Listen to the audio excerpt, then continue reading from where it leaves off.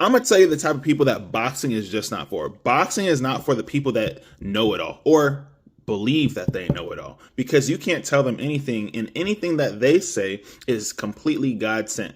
Nothing could combat it, because if it's not from their mouth, it doesn't make sense. So therefore, they cannot learn. There's a saying in boxing that surprisingly most people don't know is become a student in the game, or being a student in the game, or always stay a student in the game, because there's always room to learn. That means there's always room to grow. And if you can't grow and you can't learn, you can't be in my circle. You cannot be in my bubble. There's no way you can be a complete boxer and stay just stagnant and stay rigid about what you're doing.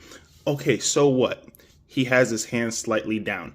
Have you ever watched boxing before? Have you ever watched Rocky Marciano? Have you ever watched Floyd Mayweather? Have you ever watched Manny Pacquiao? Have you ever even watched Olympic style boxing? Most of their hands are down like this. So when people are just like, oh, you can't do this, or you can't throw a punch like this, at the end of the day, the way somebody throws a punch almost doesn't matter, because if the other opponent gets knocked out, it doesn't even matter what punch they threw. The other dude just got knocked out. My point being is, if you cannot learn and you're just so rigid in just one way of doing something, those are the type of people that never made it. Those are the type of people that always talk so much about what is right and what is wrong, the perfectionism type people.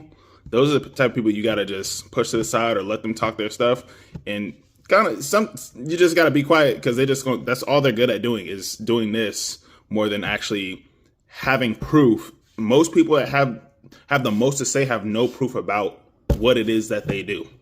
And they can't explain themselves. They're just like, don't do this. And there's no constructive criticism. People don't know how to be constructive and criticize. People just know how to criticize and just be like, oh, that's wrong. You're doing this wrong. You're supposed to do it like this. You're supposed to do it like this. How? So if I'm going to say something, be constructive, right, and I'm criticizing something that you're doing, I'm going to be like, well, I'm not. And I've also changed. I've matured in instruction and teaching, communication, which most people don't, is that I'm not so rigid on, oh, it's supposed to be like this and only this. That's wrong, because every punch isn't going to land exactly perfect every single time. Now, if someone is throwing a hook or whatever, well, I can suggest, I'd be like, well, if you want to make your hook a little bit faster, better, technical wise, you do this, this, and this. Everything is fine, but if I were to instruct you different, this is how I would do it. And this is what has worked for me. You see how I do it? I'm not making it, no, you do it like this, and that's the only way you're supposed to. No. Any champion, you see their hands drop,